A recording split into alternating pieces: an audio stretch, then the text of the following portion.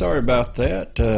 Sorry about that. We had a little internet problem, but we took care of it. If I can turn that off, you won't get a continual echo.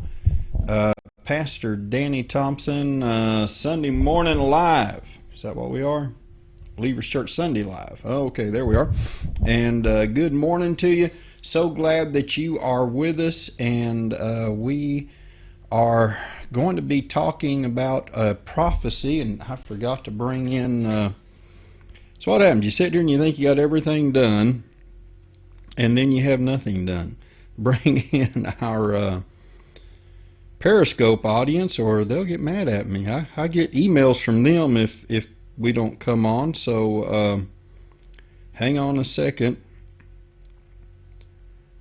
We're going to be talking about the blood moon today.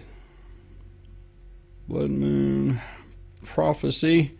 You have to title it or they don't know what you're looking at. Start broadcast. Hello, Periscope. Sorry, moving late on bringing you in, but here we are. Pastor Danny Thompson from Believers Church in Abilene, Texas. Again, I'll put my little logo up on the screen if you're watching online. www.believerschurch.us. Going to be talking a bit about the blood moon that is the fourth blood moon, and it's all tying in with Jewish feast and holy days. And today starts the Feast of Tabernacles for the Jews that still follow the law, and that is commemorating when they were in the wilderness between Egypt and Israel. And now, of course, they're not, and so they are supposed to stay outside in little, booths, as the Old Testament calls, but make a little, stick tent or something to stay in and to commemorate living in the wilderness and to celebrate how God delivered them. Well, if you've been keeping up, whether you're religious or not, if you've been keeping up with different internet posts and everything, then you know that this is the fourth of the blood moons. And where we really get the significance of this is in Joel chapter 2. We're going to start with verse 28. And afterward I will pour out my spirit on all people. Your sons and daughters will prophesy. Your old men will dream dreams. Your young men will see visions. Even on my servants, both men and women, I will pour out my spirit in those days. I will show wonders in the heavens and on the earth, blood and fire and billows of smoke. The sun will be turned to darkness and the moon to blood before the coming and great and dreadful day of the Lord. And everyone who calls on the name of the Lord will be saved. For on Mount Zion and in Jerusalem there will be deliverance, as the Lord has said, among the survivors whom the Lord calls. That was verse 32 of Joel chapter 2, and I believe that is for a time yet to come. Now, obviously, the moon turning to blood, we understand what that is. It's the eclipse and everything coming together. But the significance of that is that it's been four times. Last year at this time, this will be the second time Feast of Tabernacles started at the Passover, Feast of Tabernacles, Passover, Feast of Tabernacles. So we obviously are seeing something, and what is it we're seeing?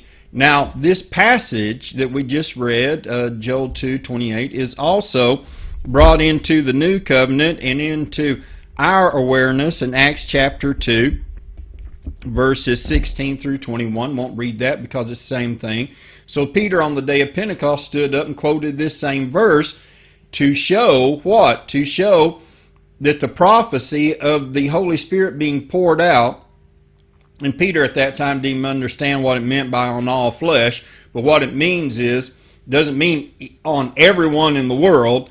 It means on Jews and Gentiles, because since Christ came, He has brought the blessing of Abraham. He has brought the favor of God. He has brought Gentiles. Who are Gentiles? Those who aren't Jews. God has two classifications of people as far as, before you get to saved or unsaved, and that's Jew and Gentile. All right? And then He has those I guess he has three. He has Israel, the church, and the world. If you're in the world, you're in trouble, because that means you don't believe on Jesus. If you're in Israel, you're in trouble, but if you survive, if you don't believe on Jesus now, but you survive till the end, you will believe on Jesus. And that's what verse 32 is talking about. But so God has poured His Spirit out on all people, not just the Jews, but the Gentiles alike. And so that marks the beginning of the church age.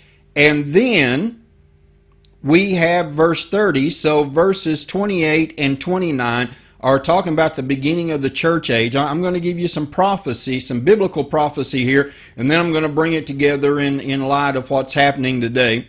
And then verse 30, and I shared this with you briefly last week or the week before about how this split coincides with Daniel. Well, we're going to show you that today. And then verse 30, I really believe, and no one can say for sure on this, but I really believe shows the coming of the end of the church age. I believe, while this sign is to Israel of the blood moons, the signs aren't to the church. I believe what this is with the blood moon, I believe this is telling Israel, you are entering in to the end of your times as you know it. All right, and we're going to go into some of that in our brief time in this first session. Go over to Daniel, the book of Daniel, chapter 9, and if you don't have a Bible with you, you can go back later, book of Daniel, chapter 9. And I am going to read from a source I very rarely read from, the Living Bible, because it makes it very plain and will help you understand. And that's what we're about, helping you to understand. Daniel chapter 9, verse 24, the Lord has commanded 490 years of further punishment upon Jerusalem and your people. Then at last they will learn to stay away from sin, and their guilt will be cleansed. Then the kingdom of everlasting righteousness will begin, and the most holy place in the temple will be rededicated as the prophets have declared. Now listen, it'll be 49 years plus 434 years from the time the command is given to rebuild Jerusalem until the Anointed One comes. It's talking about, because at the time that Daniel received this prophecy, Daniel was praying over things, wanting to know what was going to become of his people Israel. He's been carried off to Babylon. God sent an angel to him, and he's telling him the temple will be rebuilt. Not yet, not during Daniel's time. And he says, at the time that it is announced that the temple will be rebuilt, that's going to start a time clock to what? Down to the church age, down to the time that Jesus comes, the Anointed One, Hebrew, the Messiah, the way we translate it anyway. And then it says, Jerusalem's streets and walls will be rebuilt despite the perilous times. So we have all of that fulfilled. Verse 26 of Daniel 9. After this period of 434 years, the Anointed One will be killed, his kingdom still unrealized. Now, he's not talking about the spiritual kingdom, but again, Daniel is asking for answers about Israel and its continuance as a nation.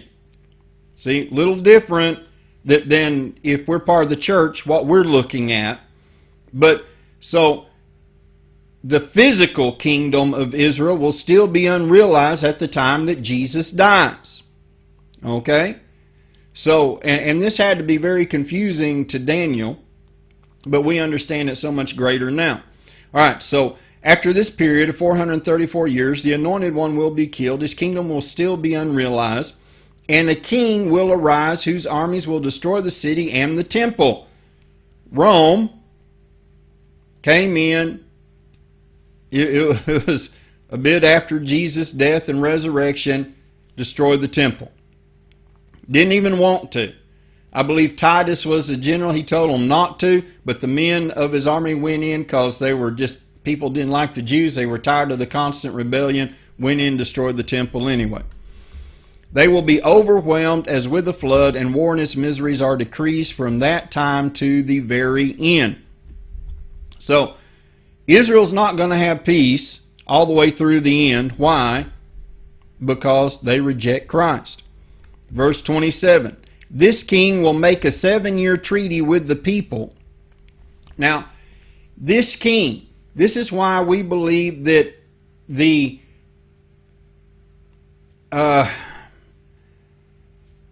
Antichrist will come from what we call a revised Roman Empire, a new Roman Empire, because it was the Roman Empire that tore down the temple, and then the prophecy says this king, meaning the ruler of this people, the Romans, the ruler of that empire, will, and all of a sudden we have the picking up. See, we go from the end of the Old Covenant to the New Covenant with the coming of Jesus, His death, resurrection, and then we pick back up events concerning Israel in the prophecy.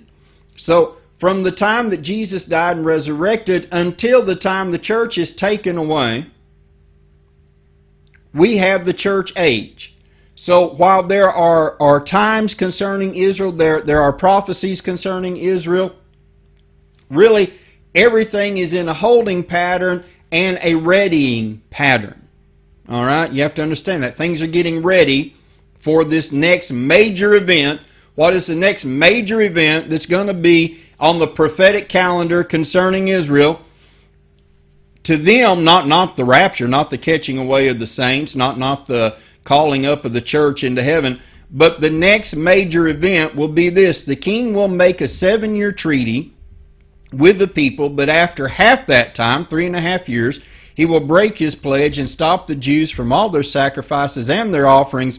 Then as a climax to all his terrible deeds, the enemy shall utterly defile the sanctuary of God, but in God's time and plan, His judgment will be poured out upon this evil one. Okay, and a lot of people say, well, that's already been fulfilled in Antiochus Epiphanes, or however you say his name. No, it's not, because the Messiah hadn't come, and he didn't tear down the temple, etc., etc. So none of that exactly fits. What fits is what is happening now.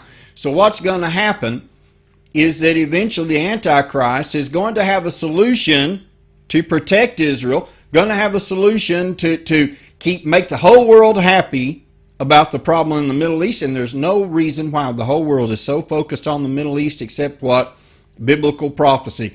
Why would anybody care, other than biblical reasons, what happens between Israel and Palestinians and the Arab nations? Why would anybody care other than God's up to something with that? Other than that is God's chosen people, and it has to do. All nations have to stay focused on Israel. And they will. All right. So the Antichrist makes a treaty with Israel to protect them, and then he breaks it. And then all hell breaks loose across the world. All hell breaks loose across Israel. And all this works to Israel's ultimate salvation, which we don't have time to go into this morning. So what does this have to do with the blood moon? What I believe, this is the current prophecy part, dealing with the blood moon. This is the fourth one. This is the final sign of this period to Israel. I really believe God is saying, all right, now we enter the full setup time, and you're about to go into your last days. My Spirit's been poured out on the church. The only thing remaining to do with the church is to bring the church up to heaven.